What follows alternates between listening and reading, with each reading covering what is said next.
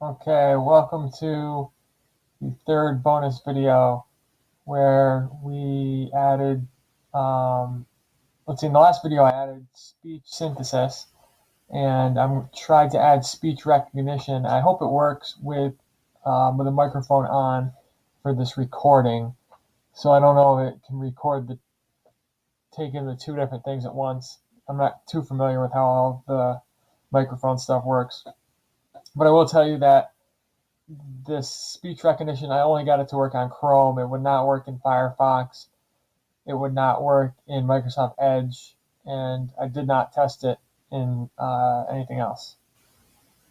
So you go to our add, to do. Normally we would type our to do in here, our new to do in here. But now I've added a record button and we'll test it out and see if it works. Add speech recognition to the to-do application. Oh, bada bing, it works. So that was pretty cool. The first time you click on it, it will ask permission to use the microphone. But it got to add speech recognition to the to-do application. It got it perfect. And we add it, and it adds it just like any other thing. I noticed sometimes the speech synthesis would work and would not work. I had to close the tab and open a new tab sometimes to get this thing to work. Add speech recognition to the to-do application. Go to the gym and work out. Go on a job interview at Google. Learn how to use speech synthesis. Buy some corn. And that is all, folks. Thank you. Right. So that works. And you can also manipulate the text. I'll show you. I had to capitalize the first letter of the to-do. And watch this. We can try this here. Milk the cows, walk the dogs. So there we go. You can substitute, it can recognize words, and we can substitute in different words or emojis or whatever symbols we want in to the text by just using normal JavaScript stuff and we can save that and we get our emoji in our list like that. Well, I'll show you the code now. It's really not that crazy. So I did build a constructor just because I wanted to put this voice recognition stuff in a constructor. You can do it in component mount, but I just wanted to do, I think the constructor fires before component mount slightly, so I just kept them separate. So you have to use this you can name it whatever you want, but I call it this.recognition is a new window.webkit speech recognition. That's how it works on my Chrome version here. And it doesn't work either way with normal window.speech recognition or with the WebKit. I tried to reassign window to either, I would try to reassign window.speech recognition to either WebKit or regular. None of that works on anything. And then interim results true. And then add an event listener for the result. And it takes an event. And then I just did a helper function down here called process speech input. And I console log the results. And you get I'm calling it a transcript, and make an array from the results. And you have to map over it a couple times. You take the first item of the array of the results, and then map over that, and take the transcript out of there, because that's an object that you get back, or it's an array of objects, and you get one of the objects back and get the transcript, and then join it together. And then I did a with uppercase with the first letter of the transcript to uppercase plus the rest of the transcript by using slice from the first index. And if you do a slice like that, you just get the rest of the string. And then uppercase with cow is take what I got from with uppercase and replace cows, cow, beef, bovine. And the G is for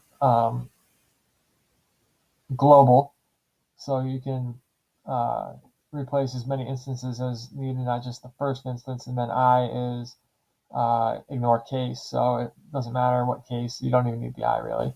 And then you can just paste in an emoji right in there.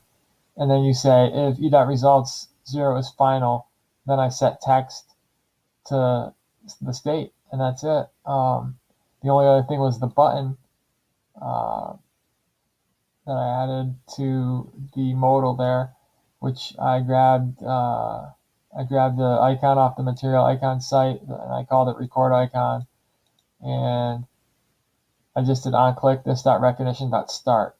That's all you do. So how it works is it picks up until there's a 1 or 2 second pause or whatever it is in your speech, and as soon as it hears that pause, it stops that particular session. And the only way to restart a new one is to hit the button in the modal. If you're doing like a transcript or something, you want to make an event listener and listen for the end event on this recognition, and when the end event is fired, then just fire the start event again. That's how you would keep recording like a paragraph or something, or a long thing. We're just doing a line here, so let me think of it to do. Go to the grocery store and buy some eggs. So you can see, like once you're done, it's no longer recording. You'll see the little recorder thing pop up in the bar, and this is the results, the event.results that we got. It's like it keeps piecing it together, a piece at a time. So sometimes it gets one result array, but you got an outer array with the result, and then inside you've got these alternative things, and there's a confidence rating, and then it thinks go to the girl. Okay, that's not right.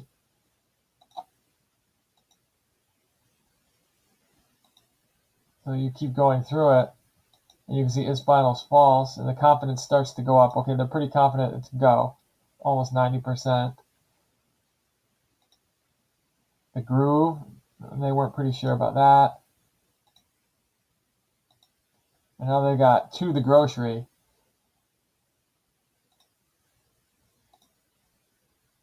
They got go to, they're pretty sure about that, the grocery.